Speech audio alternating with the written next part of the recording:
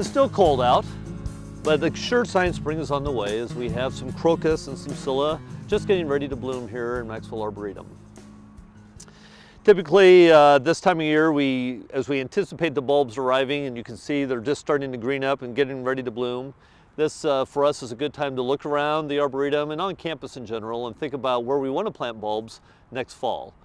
We want to wait till October to do our planting, so we have a little bit of time to think about it. But again, this is a good time to look at how the sun is in your garden, how the plants are. The trees are obviously not in leaf now, which they won't be next spring. So again, this is why it's a good time to look at that, decide your placement, how many you want to plant, and that sort of thing.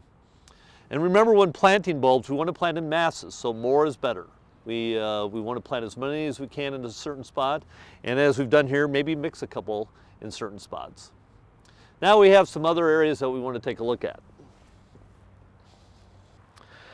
Here we are at our second location where we have some snowdrops that are finishing up. They're a very early blooming bulb, and also some muscari just starting to emerge. Again, I talked about locations and siting the areas where you're going to plant your bulbs. Which is nice about this is we have hostas that will be coming up here fairly soon. So as these bulbs fade, the hostas will take over, so we have season-long interest. This will be a nice place, all growing season long. So keep that in mind when you're siting your bulbs, which you're going to have through the season. And when you go to the garden center and this fall looking for bulbs, think about things like the height of the bulb, the colors and how that might blend in with the surrounding landscape and what you want to look for with color. And then also when planting, it'll say typically on the package how deep the bulbs should be planted. It's surprising how deep some of the bulbs need to be planted, so give that some thought when selecting your bulbs.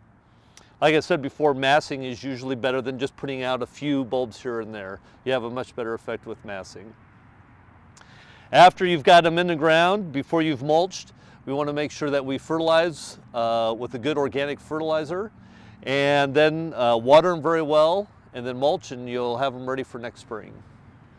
After bloom, one thing to keep in mind, and some things that sometimes we all have a problem with, is the leaves can look a little old. They kind of aren't quite as attractive as the flowers, but it's important to leave the leaves on the plants as long as we can, at least 6 weeks, 6 to 8 weeks, I'd like to say, until the leaves have turned brown, and then they can be cut back to the ground. But we don't want to roll them up or weave them or anything like that. We want to leave those leaves out so that they give enough food for the bulbs to get them through the next year.